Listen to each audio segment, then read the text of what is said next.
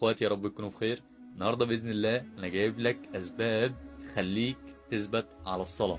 ركز معايا في الكلمتين الجايين دول عشان هيفرقوا معاك جدا. اول حاجه اقولها لك انك تطمن، لان اسهل حاجه فعليا انك تثبت على الصلاه. بس انت اللي مكبر الموضوع شويه شويتين ومصعبه على نفسك. انا هجيب لك من الاخر، هضرب لك مثال صغير ان شاء الله هتستفاد منه.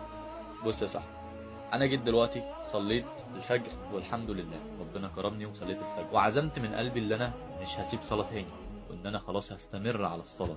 وجي عليا صلاه الظهر وراحت عليا، وجي عليا صلاه العصر وبرضه راحت عليا. هنا بقى عليك انك تعمل ايه؟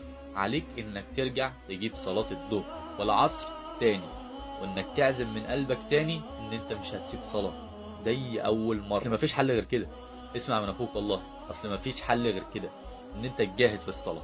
ان الصلاه ديت محتاجه مجاهده، وان الصلاه ديت محتاجه ان انت تلزم نفسك بيها، والصلاه ديت محتاجه ان انت تروح لها مش هي اللي هتجيلك. الصلاه ديت محتاجه مجاهده، الصلاه ديت محتاجه ان انت تجيب اخرك، الصلاه ديت محتاجه ان الله عز وجل يرى منك الصدق. والله بمجرد ان انت بس تلزم نفسك في الصلاه قسما بالله هتحس بمعنى الصلاه، وهتحس بمعنى الخشوع، وهتحس بمعنى الدعاء، وهتحس يعني ايه اقرب ما يكون العبد لربه وهو ساجد. وهديك كام وسيله دلوقتي تساعدك جدا ان انت تثبت على الصلاه. اول حاجه وانا سميتها ان انت اول ما تسمع الاذان قوم من مكانك. اللي هو فعلا يا اخويا اول ما تسمع الاذان لازم تقوم من مكانك، اللي هو اي حاجه في ايدك في الوقت ده لازم تسيبها، اللي هو اي حاجه في ايدك في الوقت ده لازم تسيبها وتروح تتوضا. الله عز وجل يقول: ورجال لا تلهيهم تجاره ولا بيع عن ذكر الله وإقام الصلاة يخافون يوما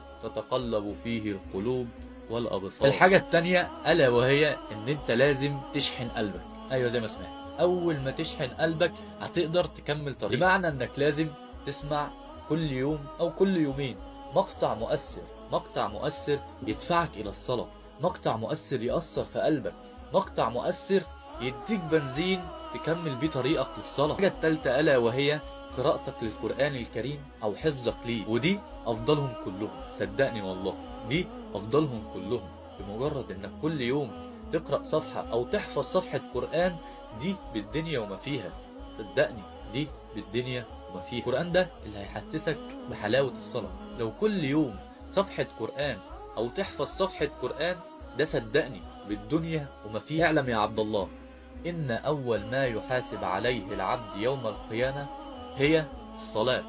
إن فسدت فسد سائر العمل، وإن صلحت صلح سائر العمل. الصلاة ديت عاملة زي عقرب الساعة.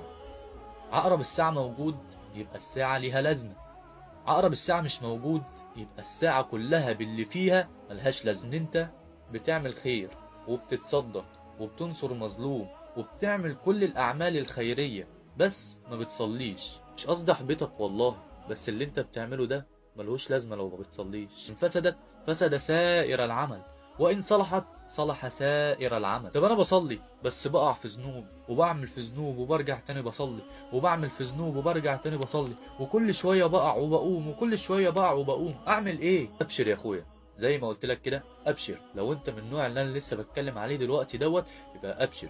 وكل ما هتتوب الله عز وجل هيتوب عليك، وكل ما هتتوب الله عز وجل هيتوب عليك، لغايه ما انت تزهق الله عز وجل مش هيزهق منك. بس كده. فما تنساش تصلي على النبي، وما تنساش تدعي لاخواتنا في فلسطين وفي كل الدول العربيه والاسلاميه. والسلام عليكم ورحمه الله وبركاته.